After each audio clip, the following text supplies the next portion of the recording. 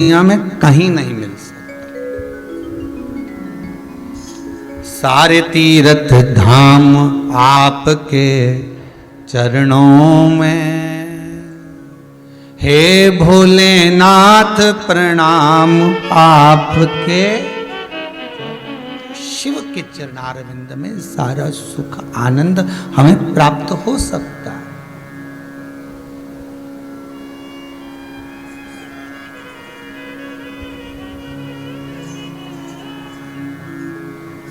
अहिल्याबाई भी कोई सतयुग की नहीं थी, त्रेता की नहीं थी, द्वापर की नहीं थी, कलियुग की थी। ये नाम भगत भी सतयुग त्रेता का नहीं थे, द्वापर के नहीं थे, यही कलियुग के थे। कड़प सतयुग त्रेता और द्वापर के नहीं थे, यही कलियुग के थे। मीरा, कर्मा, नामदेव, ध्रुव, प्रहलाद, ये आदि कादि के जितने भी क्रम है, भले हम ध्रुव और प्रहलाद को माने आगे के चरित्र में, पर मीरा, कर्मा, नामदेव, तुकाराम, रामकृष्ण परमहंस जी, चैतन्य महाप्रभु जी, श्रीमद वल्लभाचार्य जी, श्रीमद रामानुजाचार्य जी, श्री निम्बाकाचार्य जी, हम जितने हमारे श्री शंकराचार्य आदि कादि के जितने भी साधु सन्यासी तपस्वी साधक उपासक जो हुए, यही तो कलिकाल में हुए। दूसरे कहां अधिक, कहां दूर हुए।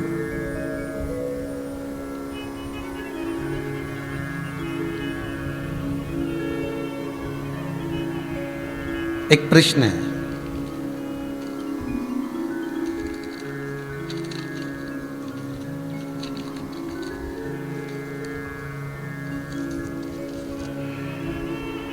के शर्मा भरद्वाज जी, बुलंदशहर यूपी से हैं।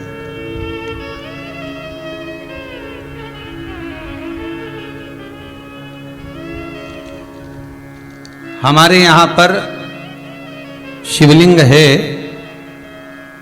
पर केवल लिंग रूप में ही है। पार्वती जी का हस्त कमल अर्थात जिस पर शिवलिंग रखा हुआ है वो नहीं है, और उस पर अशोक सुंदरी की जगह भी नहीं है।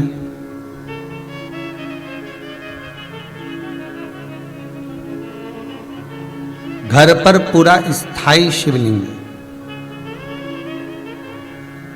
क्या उपाय कर सकते हैं? देखिए भाई, शिवलिंग शिवलिंग है।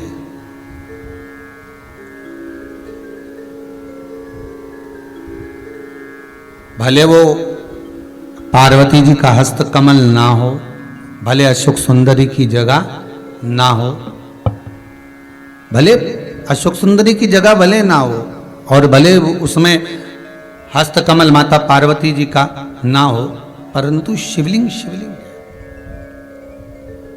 भगवान भूत भावन वहां विराज रहे। और एक और बात अच्छे से ध्यान कर लीजिए महाराज, शंकर के शिवलिंग को जहां रखा है आपने, भले वो भूमि हो, चाहे प्लेट हो, कटोरी हो, एक चोमली बना ली हो, कपड़े पर रखा हो, वो हस्त कमल ही माना जाए। बस इतना जरूर है कि गोल बनाते हैं तो उसमें अशोक सुंदरी का स्थान नियुक्त नहीं होता, पर शंकर के शिवलिंग के भीतर 33 कोटि देवताओं का भाव तो वैसे ही आ जाता है।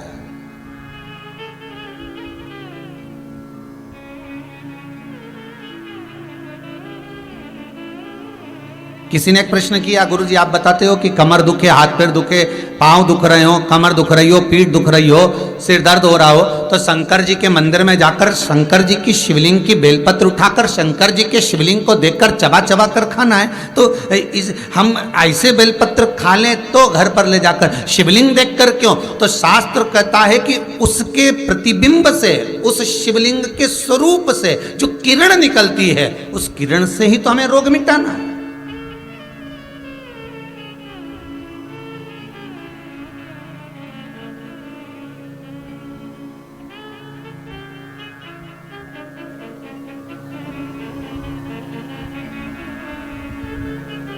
अरे भाई, आप और हम में से बहुत सारे ऐसे होंगे जिनको शरीर में कष्ट होता होगा, और जैसे ही हॉस्पिटल में या क्लिनिक पर या डॉक्टर के पास पहुंचते हैं, बस डॉक्टर हाथ पकड़ के देखता है तो आधी बीमारी तो वहीं समाप्त हो जाती है। बोलो होती कि नहीं होती? सही बताओ।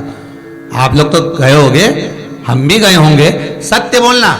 बस डॉक्टर ने हाथ पकड़ा, बीपी, हालांकि तुम्हें भी मालूम है बीपी कहीं नहीं है, फालतू की बात। और 25 बार तो शुगर चेक करा लेना, शुगर ना ऊंची जाए ना नीची जाए, क्योंकि तू भी शुगर से बढ़कर है क्या?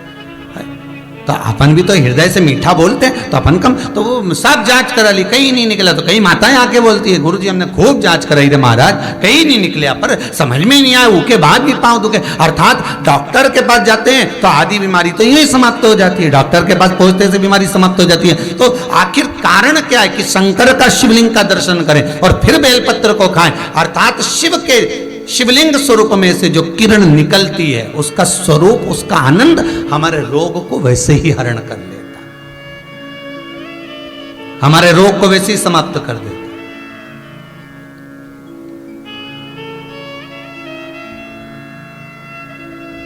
हम शंकर के स्वरूप का एक आनंद पा सकते हैं।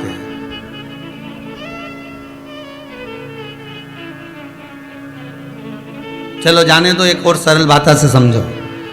किसी मंदिर में, ये कभी तुमने किसी पुराण में लिखा कि राम जी के मंदिर में जाके एक लोटा पानी चढ़ाओ, कन्हैया जी के मंदिर में चढ़ाओ, माता जी के मंदिर में, भैरव जी के मंदिर में, हनुमान जी के मंदिर में 33 कोटि देवता का कहीं नहीं लिखा कि एक लोटा पानी चढ़ाओ। पर पुराण में लिखा शंकर के मंदिर में जाओ तो एक लोटा पानी चढ़ाओ, शिवलिंग पर जल चढ़ाओ, गंगा जल चढ़ाओ, जल चढ़ाओ, पर चढ़ाओ जरूर। क्यों लिखा? कारण क्या था?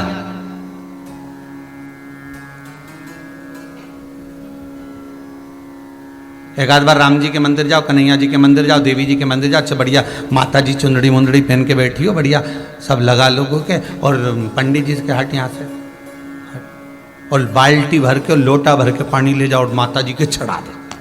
फिर देख, फिर पंडित के जो माता है उसके देख, अभी तो तूने माता जी के चढ़ाया था, अब माता जी तेरे पे चढ़ेगी, अब हम देख। है?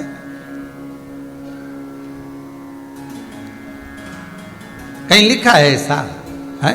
पर नहीं, शिव के लिए लिखा है कि जल चढ़ाओ शंकर के शिवलिंग पर। क्यों? उसका कारण है, जब हम जल चढ़ाने के लिए जाएंगे तो शंकर भगवान पर जब जल चढ़ेगा तो उस जल का स्पर्श हमारे हाथ से शिवलिंग का होगा तो उससे हमारा कल्याण अपने आप हो जाएगा। क्योंकि सारे आनंद चरण, सारे देवताओं का एक तेजपुंज उस शंकर के स्वरूप में विराजमान है। कहते हैं जब संपूर्ण सृष्टि खंड नष्ट करने का जब समय आता है, भगवान शंकर काय के देवता है? संहार के देवता। जब भगवान शिव संहार के देवता हैं, जब संपूर्ण सृष्टि खंड समाप्त होने का समय आता है, पूरी पृथ्वी जब जल में मग्न होने वाली रहती है, तब 33 कोटि देवता आते हैं और भगवान शिव जी से निवेदन करते हैं, सब कुछ आकाश पताल तलातल रसातल सब नष्ट होने वाला है, क्या करा जाए? शंकर भगवान कहते हैं आप सब मेरे पास में आ जाओ और मुझ में समा जाओ। 33 कोटि देवता शंकर के अंग अंग में समा जाते हैं। हम कहते 3.5 करोड़ रोम छिद्र ये मनुष्य के शरीर में है। शास्त्र कहता है 33 कोटि देवता भगवान शंकर के शरीर में है। जब भगवान शंकर के शरीर में 33 कोटि देवता विराजमान हो जाते हैं, शिव के भीतर विराजमान हो जाते हैं, तो हम जल केवल एक देवता को नहीं चढ़ाते, 33 कोटि देवता को चढ़ाकर उसका पुण्य अर्जन कर लेते हैं, पुण्य प्राप्त कर लेते हैं। 33 कोटि देवता को चढ़ा।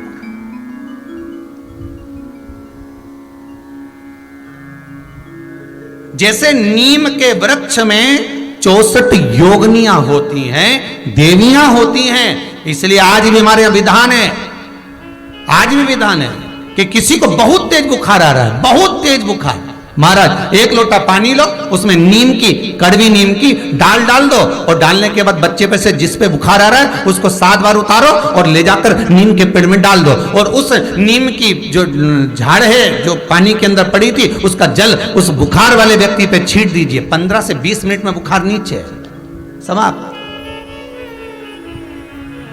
देवियां अपना भाग ग्रहण कर लेते, देवियां भाग को प्राप्त।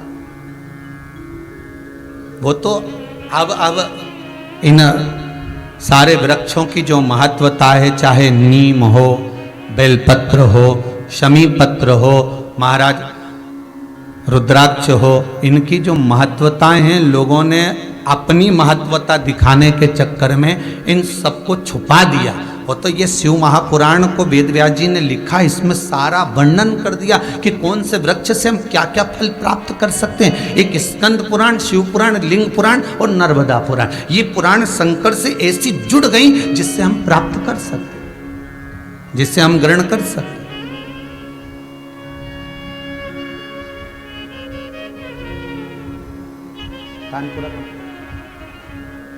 भगवान शिव के आनंद,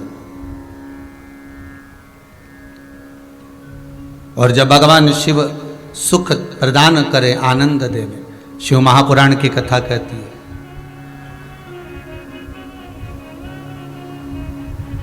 हम भी भले शिवलिंग साथ में लेकर ना चले, अहिल्याबाई जैसे, हम भले शिवलिंग को पल्लू में बांधकर ना चले, पर शिव महापुराण की कथा कहती है हम शंकर का अनुमोदन कर कर तो चल सकते हैं।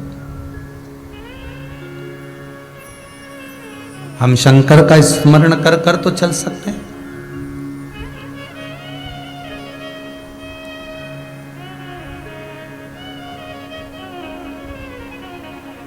शिवरी नारायण में कथा कही थी, आपको याद होगा। एक कबूतर स्वर्ग जा रहा था। अगर किसी ने सुनी होगी शिवरी नारायण कथा तो ध्यान में होगा। एक कबूतर स्वर्ग जा रहा था। एक पक्षी रेगिस्तान में, जिसके पंख पूरे जल चुके थे, पीने के लिए पानी नहीं मिल रहा था, कबूतर को देखा। कबूतर ने उसको पूछा क्या बात है। उसने पूछा कबूतर से, तुम कहाँ जा रहे हो। उसने कहा रे मैं वैकुंठ जा रहा हूं। अच्छा हाँ। तो उस पक्षी ने कहा कि एक बार भगवान से ये जरूर कहना,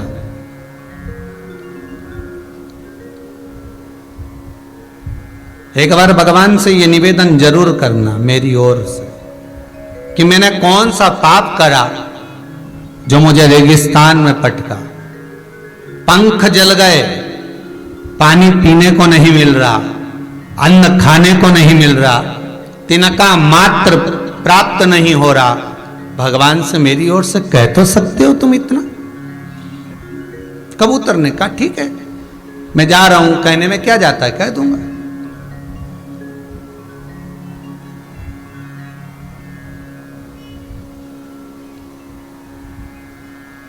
कहने में जाता क्या है, वो मेरे को कहने में कुछ नहीं जाता, मैं कह दूंगा।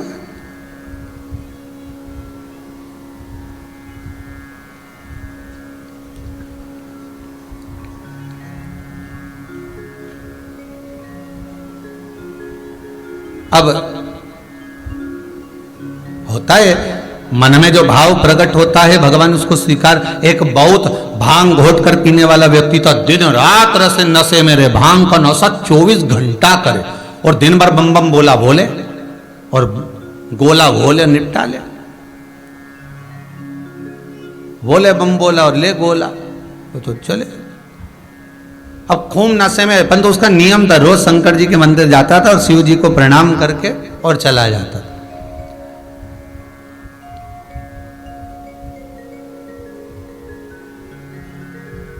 अब आज इतना नशे में हो गया कि शंकर जी के मंदिर की जगह गणेश जी के मंदिर पहुंच गया। अब गणेश जी के मंदिर पे जाकर खड़ा हो गया और बिल्कुल नशे में था, भांग के झूम रिया था, बोला बोला करता करता शंकर जी को देख रिया। तो उसको शंकर जी तो कहीं दिख ही नहीं रहे। अब मन में बड़बड़ा रहा, बताओ आज बाप की जगह बेटा है। अब उसको ये नहीं मालूम कि शंकर की जगह गणेश जी का मंदिर है, आज बाप की जगह बेटा। अब बहुत देर तक सोचता रही अब करूं क्या। उसने इंतजार भी करा कि शंकर जी आएंगे, मंदिर चेंज हो जाएगा। नीरी आ गया। तब उसने पिताजी से कह देना आया था, चला गया, चला गया। भाव देखिए उसका, भले गोला था पर मुख से बोला, बोल कर गया। उसकी शुद्धता शिव में थी।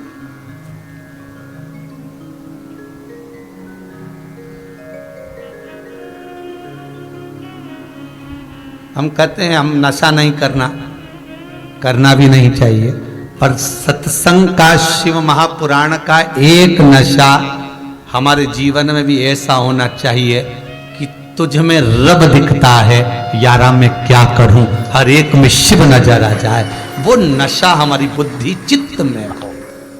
और है ऐसा नहीं कि नहीं है। कई लोग टीवी खोलते तो यही देखते हैं कब शिव पुराण आ रही है, जरा देखो, जरा चैनल चेंज करो, कौन सी टीवी पे आ रहा है, अभी इस पे आ रहे थे, अब इस पे आ रहे हैं, अब देखो जरा कौन से पे, तो चेंज कर करके देखते रहते, कितनी बजे कितनी पल, पड़ोसन को फोन लगाएंगे, क्यों कोई आया क्या सियोर वाला महाराज का कोई समाचार, देख जरा है, कोई अच्छी कोई क्लिपिंग आई है तो हमारे भेज देना। एक एक व्यक्ति 50-50 60 ग्रुप में भेजे, जरा देख तो जरा कोई अच्छी बात आई हो तो जरा भेज जरा। अब भगत शिव का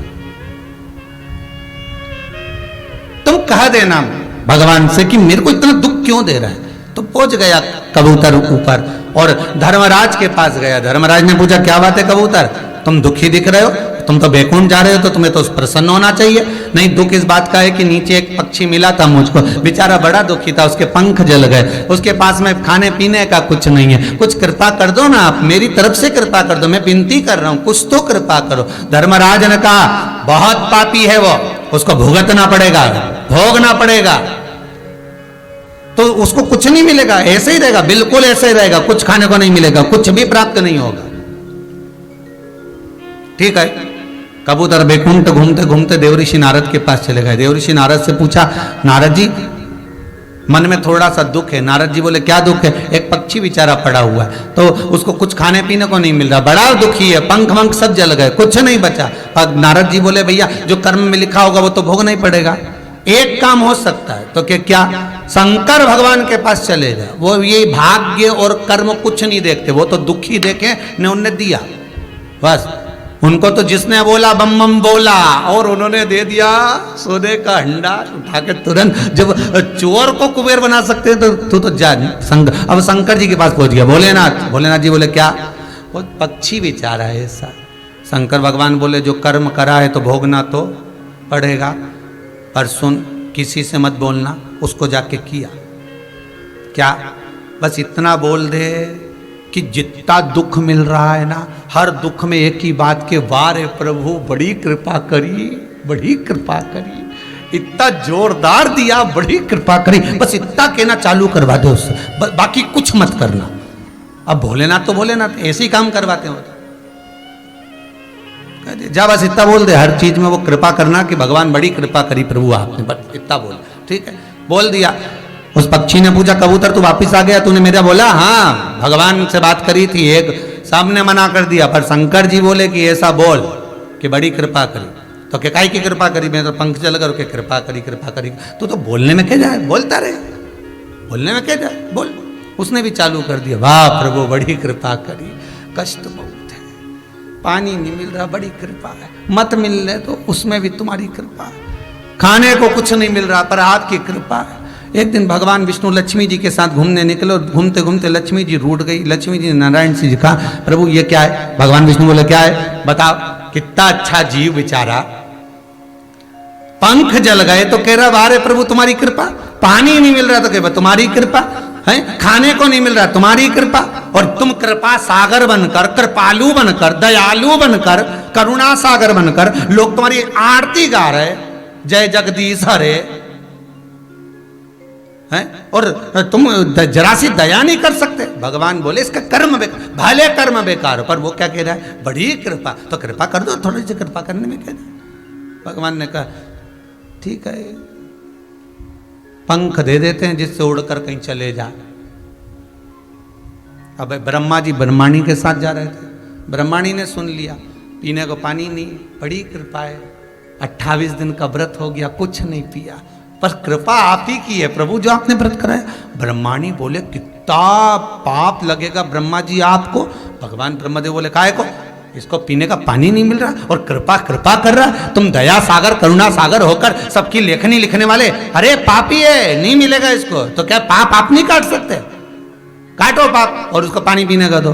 भगवान ने कृपा कर दी, पीने का पानी मिल गया। अब जा रहे थे भोलेनाथ, अब वो तो विश्वनाथ, विश्वनाथ का मतलब भरण पोषण करने वाला, खाने को देने वाला। पहुंच गए, पार्वती जी बोली कितना दुखी है। भगवान शंकर बोले आग भी मैंने ही लगाई है, ये जो पंख और पानी मिला है, पर बोलूंगा नहीं। पार्वती जी, अच्छा पति की आदत रहती है कितना दान कर कर आ जाता, कभी नहीं बताता, और पत्नी हमेशा सोचती मेरा पति बहुत कंजूस, बहुत कंजूस। जरा दुकान पे बैठ के मालूम तो करो कितना दान दे दिया बेचारा, किसी को नहीं छोड़ता, सबको देता, कमाने में भी नहीं छोड़ता तो देने में भी नहीं छोड़ता। वो तो अपने को लगता है पति दान नहीं करता, भजन नहीं करता, कीर्तन नहीं करता, वो दिखावा नहीं करता। तुम्हारे जैसे 4 घंटे तक अगरबत्ती लेके बैठ गई, उसको दिखावा दिखावा नहीं आता, वो तो बस अपनी मर्जी से जो पढ़ना है पढ़ लेता है, मन से जाप कर लेता है, स्मरण कर लेता है, भजन कर लेता है, दिखावा दिखावा नहीं करता, उसको कुछ नहीं आता, फालतू की बात है ये। बेटा बेटी के ब्याह में देखना तुम, माँ कहती है सब चीज जमा के रखो, जमा के, मंगलसूत्र मां रखो, हार मां रखो, पाटली मां रखो, और वो चप्पल इधर रखो।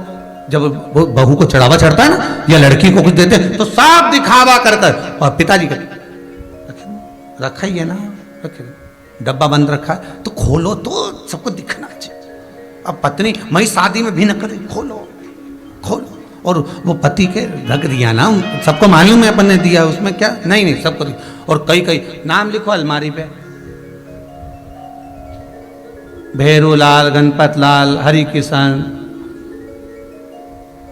श्रीधर, वेणुधर, राम गोपाल, पांडे,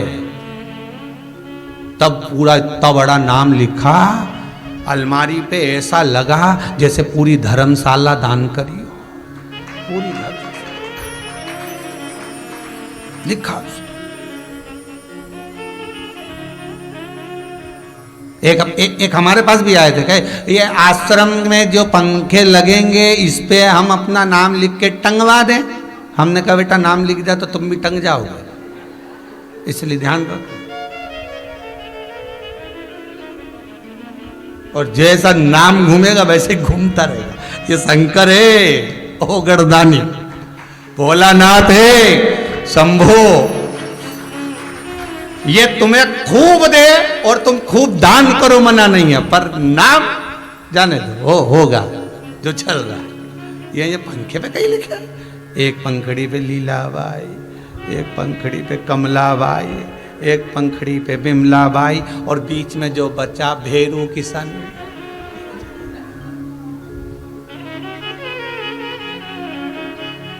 अब जो तार लगा उस पर और लिख दे बिजली बाई, उसको क्यों छोड़ दिया, उस पर और लिख दिया। ए बोला ए रे शंभू,